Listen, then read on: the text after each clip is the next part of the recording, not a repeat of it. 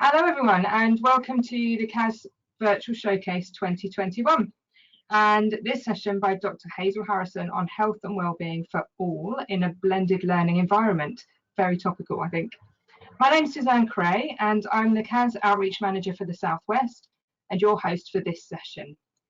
We're also joined by Will Franklin, who is the moderator, and we'll be monitoring the question window. Shortly, I'll introduce Dr. Harrison. Just before I do, just a couple of things to share. In terms of housekeeping, during the session, please use the question window on the right-hand side of your screen to ask questions. The top of the window has an orange rectangle which can be expanded or collapsed. Will be making a note of questions posed there, and these will be answered if time allows at the end. If time doesn't allow, responses will be posted on the CAS forum and across CAS social media channels. The hashtag for this event, if you'd like to post on Twitter or wherever, is hashtag CASVirtual21. As a reminder, all attendees are in listen-only mode. So please allow me to introduce Dr. Hazel Harrison. Dr. Harrison is a clinical psychologist and set up Think Avalana with a mission to bring psychology out of the clinic and into workplaces and schools. Harnessing her belief that prevention is better than cure, she develops and delivers keynotes and training workshops on a range of wellbeing and mental health topics. Hazel is a freelance presenter and writer for the BBC too, finding creative and engaging ways to help children, young people and families understand some of the key psychological theories that can improve our mental health. During the pandemic, Hazel created the Wellbeing lessons for the BBC bite-sized daily shows. Hazel also presents the Brain Lab for BBC Teach. I know she's really excited to be delivering this keynote to the CAS Virtual Showcase today, so I'm going to hand over to you, Hazel. Thank you.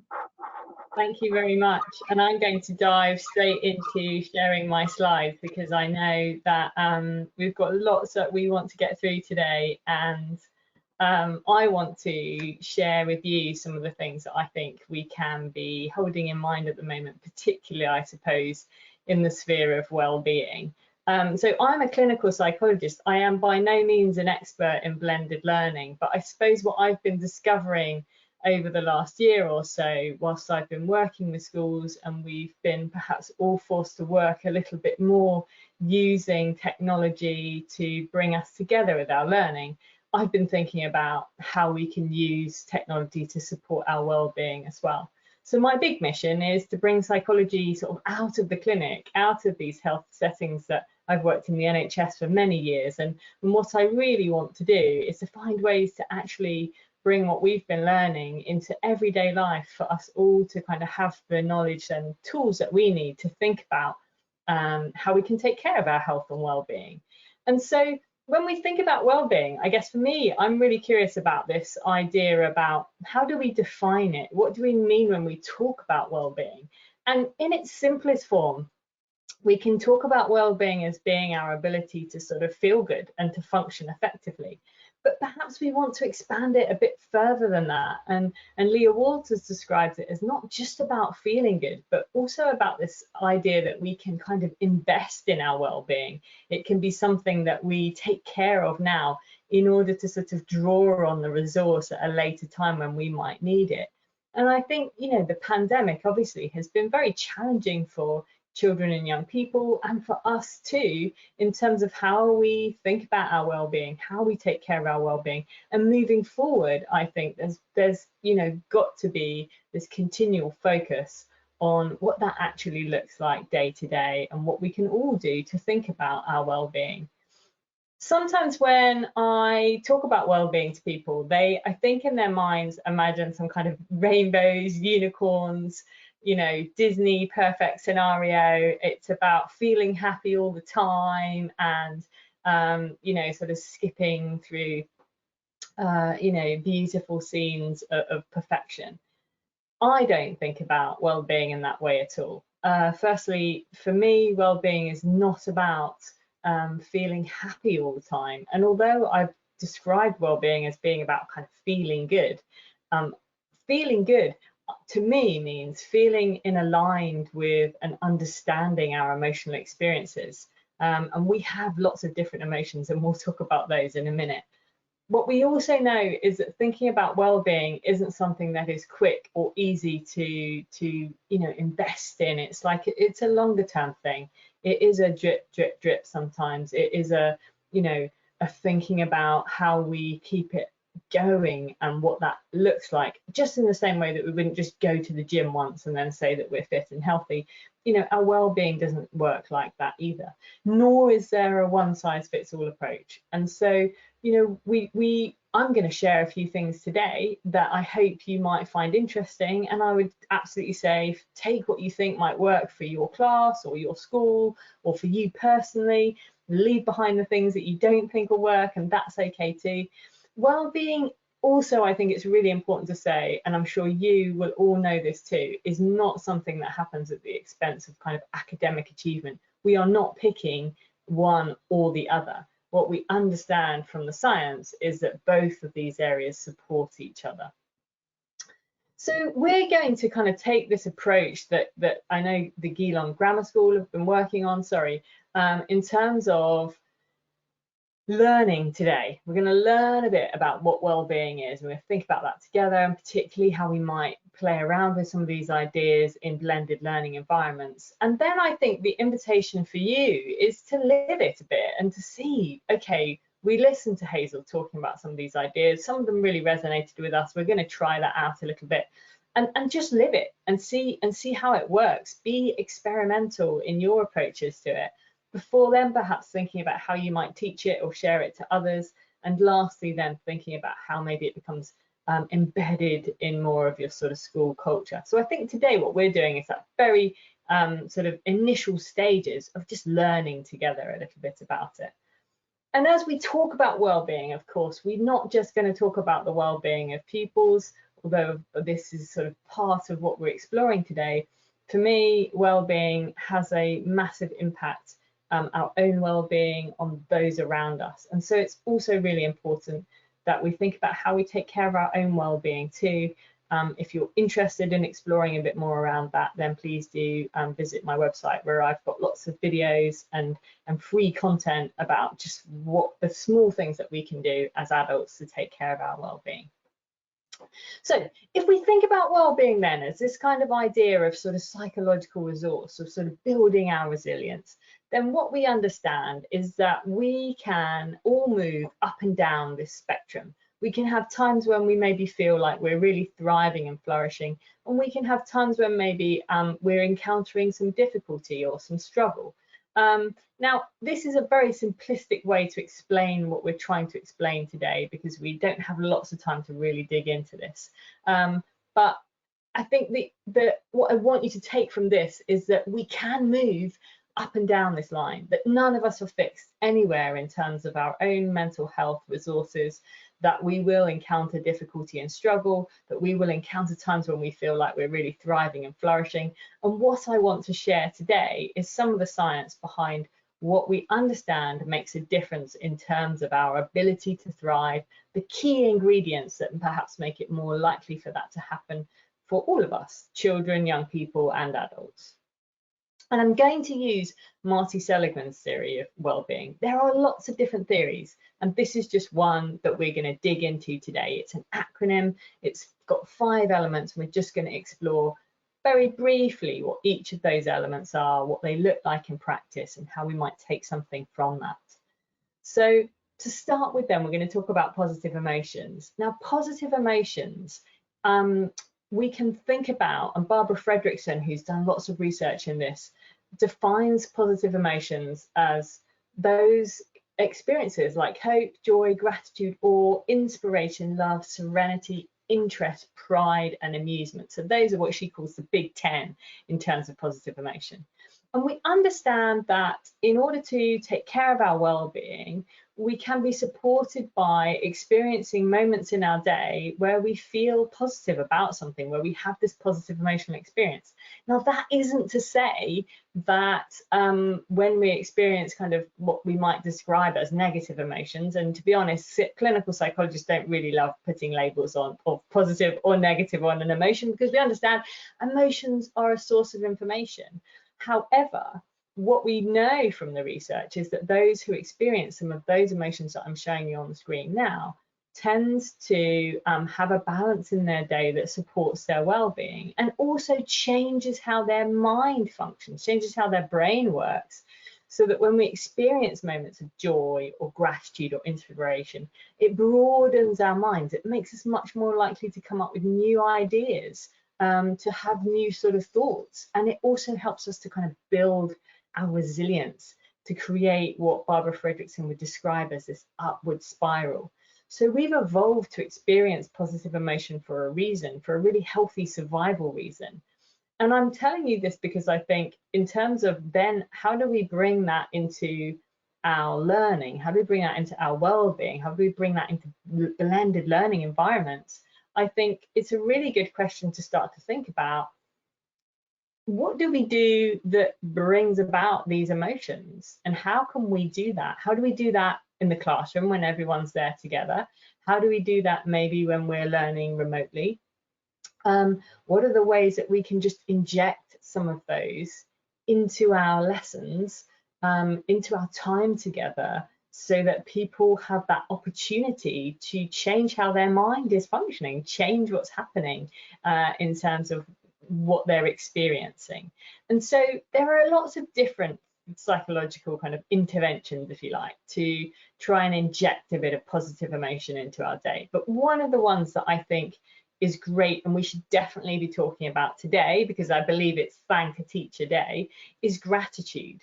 So what we understand about the positive emotion of gratitude is that when we focus on it, it tends to get bigger. Now, some of the other emotions don't always have that same response, but with gratitude, actually, it tends to help us to kind of build, and it makes us more likely to notice other things that we're grateful for too.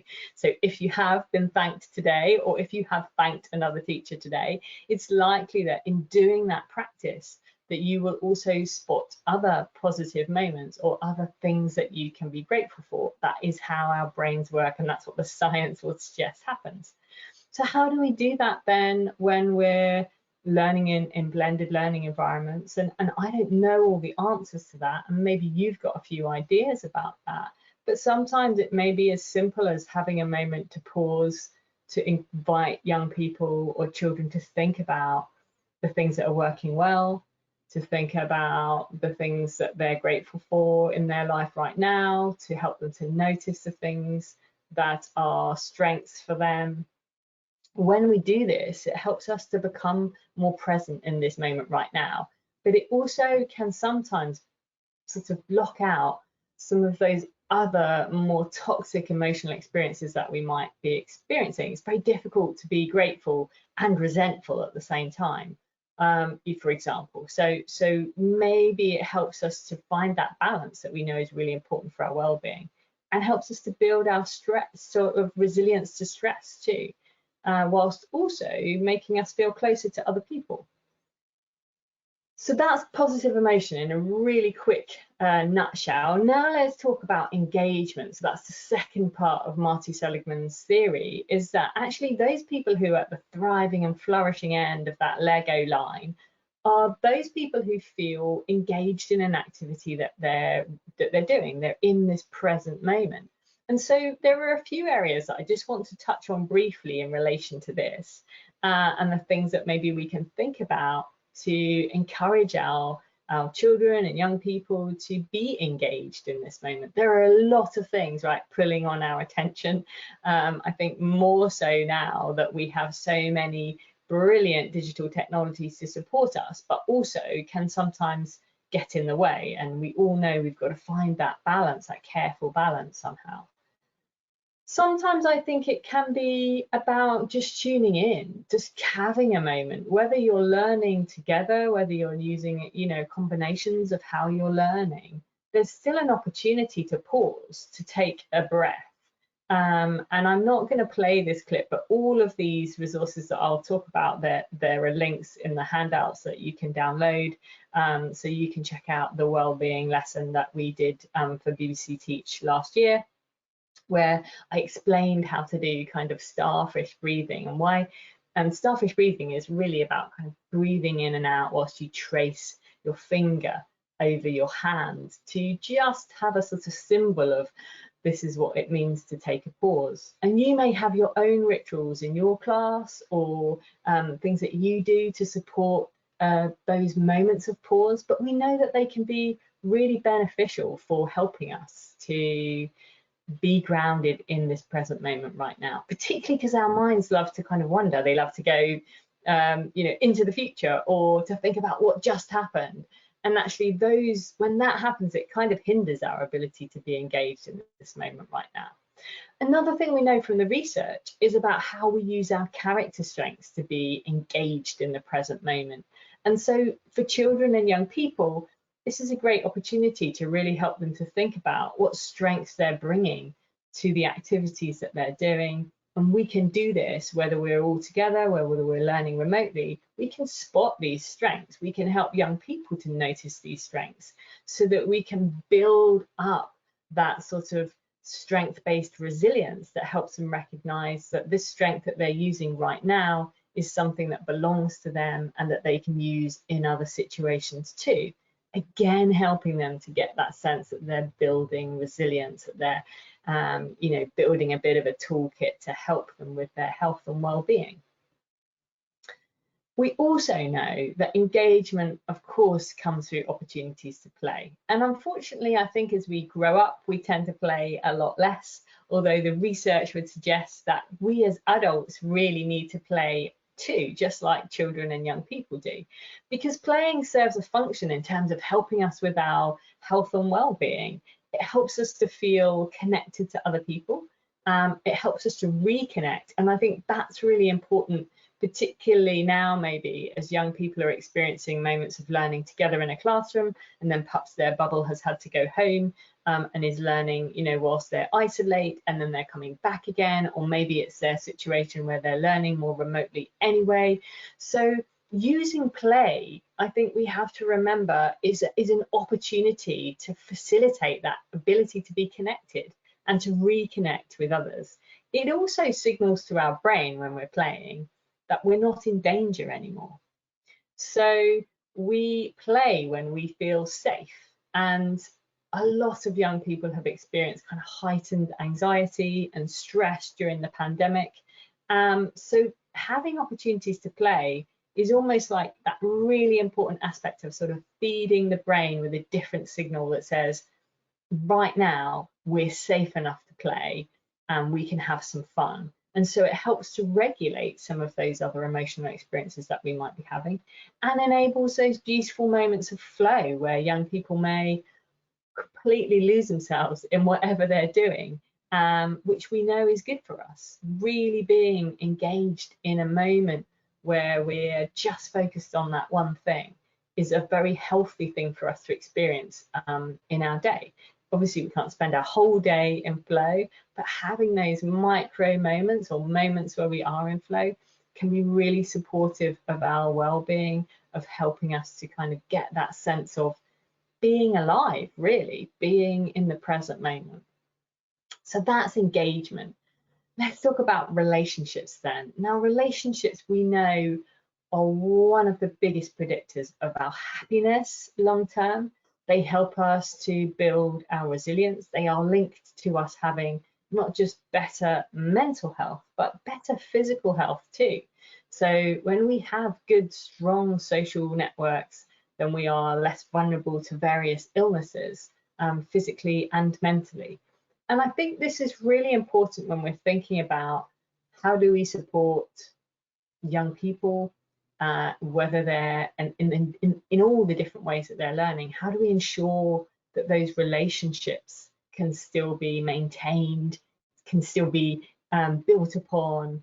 And I think there are so many ways, and you will probably all have lots of great ideas too in terms of what can we do to build relationships and to make them work in different ways where we may be learning in different environments. But we know that a lot of it comes through modelling and young people and children looking up to adults to see how they're navigating things. So particularly things like empathy and our ability to be able to put ourselves in other people's shoes is a really great skill in helping to kind of enhance our understanding of relationships. And we can get this obviously through our own experiences, but also perhaps through using fictional characters to explore emotions, teaching children about their own kind of expanding their emotional vocabulary so that they have the words that they need to describe what they're experiencing. We know those children who have a richer vocabulary of emotions actually are better able to communicate what they're experiencing. And when we can accurately label our emotions, that actually helps us to navigate them and to work through them. So a really important part of building our relationships is also understanding our own emotional experience too, so that we can develop that empathy for others, that we can accurately label our own experiences. Sometimes I think it's about how we as adults listen to young people and children, listening with that intention to understand. And again, I think we can do that in a range of different environments, and we're learning perhaps how to do that more with remote technologies as well. But it is a challenge, and I think this is something for us to think about. When we're in a room with someone and there's a pause and we're listening and we're giving all the kind of good body language, then that perhaps is tolerated in a different way to when we're trying to do that on a Teams call or a Zoom call or a Google Meet. We have had to change how we interact with others. And I think there's probably lots to learn about what makes that successful in virtual learning environments. But obviously, encouraging children to kind of put themselves in other people's shoes, spending time trying to reflect on what someone else might be experiencing, these are all great ways that we can really build our relationships and help them to build their relationships with others. And I think part of this also comes on helping them to reflect on who's around them, particularly during the pandemic. Some of the feedback that I was getting from children and young people was that sense of how disconnected and lonely they felt. Young Minds have a resource about kind of building resilient classrooms, where they have this activity of just sort of drawing a map of who your relationships and who your connections are, and how they are all sort of around you. And I think that's helpful sometimes, particularly for some young people, to remember when they're feeling isolated, when they're physically isolated from others, that they do have these connections, and giving them an opportunity to think and reflect on those. Okay, so we're going to talk about meaning briefly now, which is the fourth element of Marty Seligman's theory of PERMA. So meaning he describes as this aspect of belonging to or serving something that is bigger than yourself.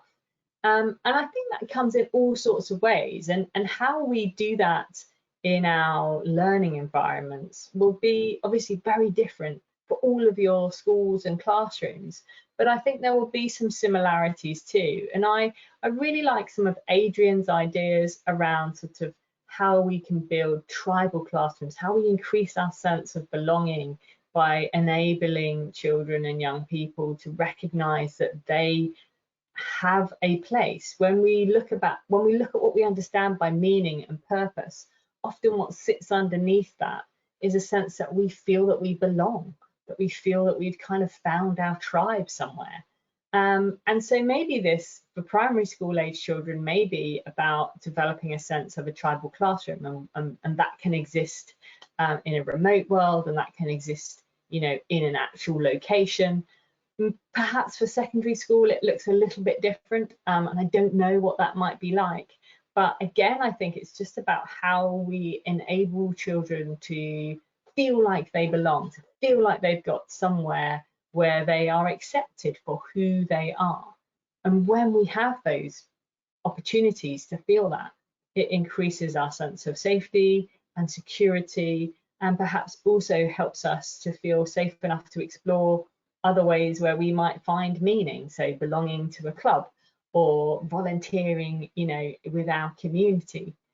Some of the things that I've really enjoyed, the resources from Action for Happiness. If you're not familiar with their calendars, definitely check them out. So they release a calendar now every month with a few ideas related to themes of well-being. So June is Joyful June.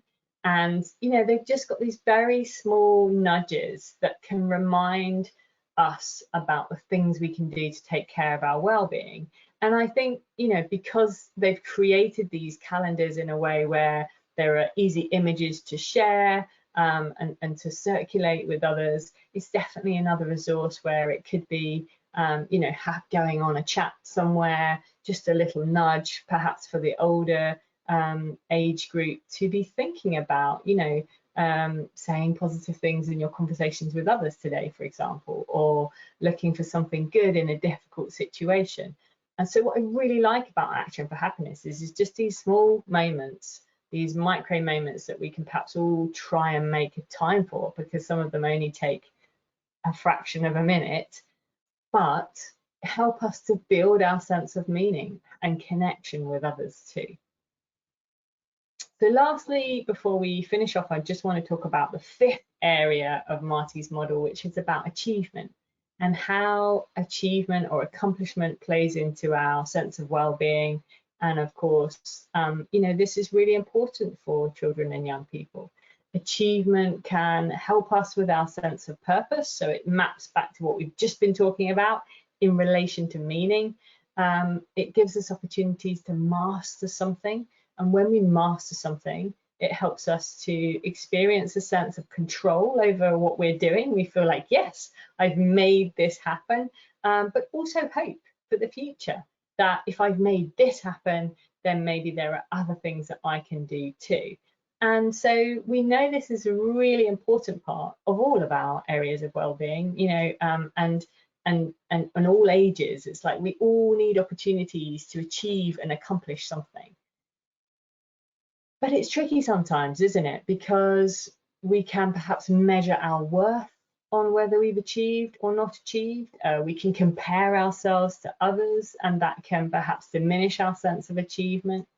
And so there are a lot of different things that we could explore in relation to, okay, what do we really dig into when we're looking at achievement? But I think for me, I've found some of Carol Dweck's work around growth mindset to be a really helpful theory to use when we're thinking about achievement, for some of those reasons that I've just described. Like, really, when we're thinking about growth mindset, we're maybe comparing our own progress to where we were before, rather than comparing what we've achieved to what other people have done. I'm sure you'll be very familiar with Carol's work. If you're not, she's got TED Talks and she's written a book. She's over at the University of Stanford, so do Google her if you'd like to learn more about some of the work that she's been doing. But I think, you know, in a sort of simplest form, what she has found is that we tend to have mindsets that influence our ability to achieve. And depending on the mindset that we're in, will influence our behavior, the way we think about things, our willingness to try something new.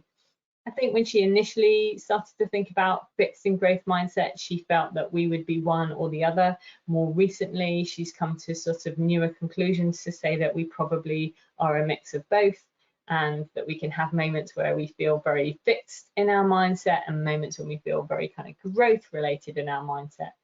And so what we want for children and young people, I suppose, particularly when we're thinking about supporting their well-being, enabling them to have positive opportunities for achievement, is to help to move them towards that growth mindset end of the spectrum, where they are open to learning new things, where they do see challenge as an opportunity, where they will keep trying when things aren't going so great, and where they understand that working hard towards something is necessary in order to help them achieve. And of course, to be able to learn from the things that go wrong. And all of these, I think, we are able to build on and to expand in a range of different learning environments. There is resources on the BBC Teach website for primary school age children in relation to growth mindset. And if you Google that or follow the link down there, there's a live lesson, and then there's also the Brain Lab series that I was working on with BBC Teach last year, which is supporting children in how to develop that mindset, supported by young inspirational figures who talk about some of the struggles that they've been through and what they've learned through that too. So there's loads of resources out there if you're interested in kind of expanding your knowledge around growth mindset or sharing some of those ideas with others. But I think fundamentally we can help children to understand growth mindset through helping them to understand how their brain works. So that's a really key component. Is we've learned so much now about how our brain functions that we didn't really know before we had all of the very cool new technologies that we have now to be able to scan our brains and show us what's going on in there. And we know that our brains build and rebuild in relation to the experiences that we're having. And so this helps us, I think, to particularly those who may feel very fixed mindset about things, to help them to understand that that isn't just how their brain's always going to work, that we can change what happens in their brain.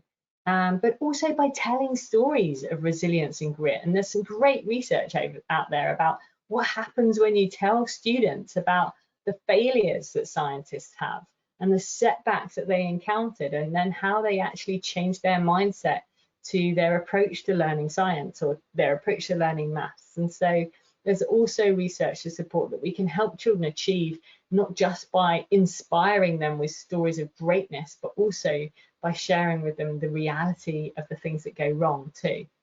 Of course, if you're familiar with Carol's work, you'll know there's a lot of language changes that we can play around with too, and how we focus our own language on recognizing effort as opposed to the final outcome. And that too helps children to develop that growth mindset that we've been exploring. So that's a very, very quick and brief explanation of some of the initial ideas, I suppose, I just wanted to spark today in terms of the things that we think make a difference when we're thinking about well-being. And we know that it doesn't sort of work so well when we do it in isolation. So what I've discovered through my work is that when we're thinking about embedding well-being into the culture of the school, it works best when we include all of the staff and we get the pupils on board too, and we share it with the parents and carers. But this is an introduction today to maybe just get you thinking about some of those areas that may be important for your school in terms of well-being. And we know well-being is a skill. We can learn it. And success does come when we get everyone kind of working together on it. But also, as I said at the start, it's not a one size fits all. So we have to encourage children to think about what works for them, what feels right for them, and the bits that they want to kind of work on. And then I think there's this other aspect that is really important to mention in relation to, I suppose, what I touched on at the start and how we take care of our own well-being. We really should see it, I think, as a kind of that we are a sort of well-being vessel. You know, you've probably seen those beautiful Instagram images that say you can't pour from an empty cup.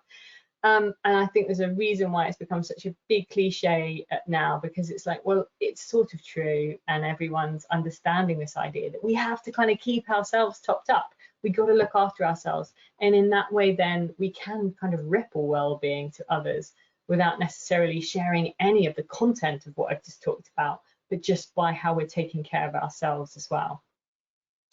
Please do connect with me if you would like to. I do all of the various social media platforms, and what I've been trying to do is just share bits and pieces of research, of resources, of interesting things that are happening in relation to well-being, so that we can all keep learning and improving our learning together.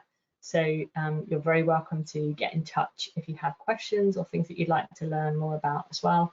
But I am going to stop sharing my screen now in case you have any questions right now for me. Okay, thank you so much, Dr. Hazel Harrison, for this. Lots of food for thought there, and I know we've got a couple of questions coming through as well. Really, for me, this has highlighted just how important it is to be good role models, to demonstrate positive relationships, and the importance of play as well. That really resonated with me, actually. And it's not just about our students, is it? It's about ourselves as well. And I think as teachers, we do these things instinctively, don't we? But this just prompts us to think about how we can use that to ours and our student advantage even more. So thank you so much for that. And I think, Susan, what I've found is that, you know, the schools that have kind of clear wellbeing strategies, like you said, it's the things that they're doing already. It's not necessarily new things, but I think what it does do, particularly like in times with the pandemic, is remind you that that's the structure and the scaffolding that you've got around there. So you've kind of got something to go back to. So go, oh, let's revisit our map. What are the things that we need to focus on now to keep us all well? So I think you're right. It's what everyone's doing. It's just kind of having it as a, I don't know, a map to, you know, guide you when you need it. Absolutely, yeah. Okay, I just wondered, Will, we've got some questions from our attendees. Yes, first one here is, if we were to focus on just one area to begin with, which area do you think it should be? Yeah, so I think what we know from the various wellbeing theories, so obviously we talked about Marty's theory today, but there are lots of others too, and they have a lot of crossover. And the one area where I think they always all cross over is relationships. So we all understand that there's something about our relationships, our connection with others, that is fundamental to us living, you know, a well life. And so I think if we're going to start somewhere, then thinking about how everyone is connecting, thinking about how we're building those positive relationships with each other is definitely a very sensible place to start. Thank you. I've got another one here from Kat, who says, do you think play for adults includes things like exercise classes, for example, dance or singing, and not just things which are a bit more rote, for example, like playing an instrument? Yeah, definitely. I think play is probably defined most clearly as kind of doing an activity with no specific need for an outcome, you know, and so the things that you've just described, like enjoying an exercise class with other people, whilst you might be doing it to take care of your sort of physical and mental health, I think play is also that aspect of just enjoying the moment that you're engaged in, and children do that so well, so naturally. But I think as we grow up, we tend to sometimes make less time for that. But I think we can play in all sorts of ways. And I think it is probably about the mindset that we bring that is influential over whether this is a working time or whether this is a playing time, you know. Thank you. Suzanne, have you got any questions you'd like to add? You're muted at the moment. Standard schoolgirl error. No, this subject is quite a passion for me, but as you're probably getting, but you alluded to resilience kind of through your presentation, Hazel, and I just wondered if you could expand on the part that resilience plays in our overall well-being. Yeah, I mean, I think for me, you know, we can understand resilience on a range of levels. And I think I've come to understand it much more recently about how we develop this ability to bounce back, and recognizing part of that is about what we're doing now before we encounter our next challenge, as it were. So, you know, I think we can think proactively about how we take care of ourselves that will help us to be more resilient when we encounter a setback, when we encounter adversity. So I think when psychologists talk about resilience, they often relate it to maybe bouncing back from trauma or something difficult. But I think what we're now learning is that we can do things in this present moment that are almost preparing us for something that we don't know is coming in the future, but that we're sort of taking care of ourselves now so that we're going to be able to manage and cope when that happens. But I think what we also know is that we have tremendous resource within us to navigate those challenges. And resilience is something actually that can arise quite naturally too. So we've got this aspect of how are we taking care of ourselves right now for something that we may encounter in the future, but also when we do encounter those things, understanding that we will also have a set of, you know, natural responses that kick in, that we can sort of help us to navigate that too. And many people maybe experienced that in the pandemic. You know, we didn't know necessarily this was coming, but many people have shown great levels of resilience in how they've managed. Yeah, absolutely, I agree. I think it is about preparing our young people and ourselves, isn't it, for whatever we might have to face in the future, really. Fantastic, thank you so much. I think that is all we've got time for really in terms of questions today. So thank you so much again for joining us today. You're very welcome. Thank you for inviting me. Thank you. At the end of the webinar, a short survey will appear on the screen, and we'd be grateful if you could take a moment to complete that survey. A recording of this webinar will be available on the CAS YouTube channel after this session, but also on the CAS website as well. We hope to see you at the other sessions in the summer showcase. We've got an Instagram live session later today at 5 o'clock on tech to support SEND, which I know Will is involved in. And tomorrow we've got, for primary teachers, we've got resources and guidance to support primary computing leads. And we've also got a panel session on emerging challenges in cybersecurity. So lots and lots going on. So please do take a look at our website for all the different sessions we've got happening over the next couple of weeks. So finally, please do continue to spread the word about computing at school, and thanks again for joining us today, and do have a lovely evening. Bye for now. Thank you. Thank you. Bye.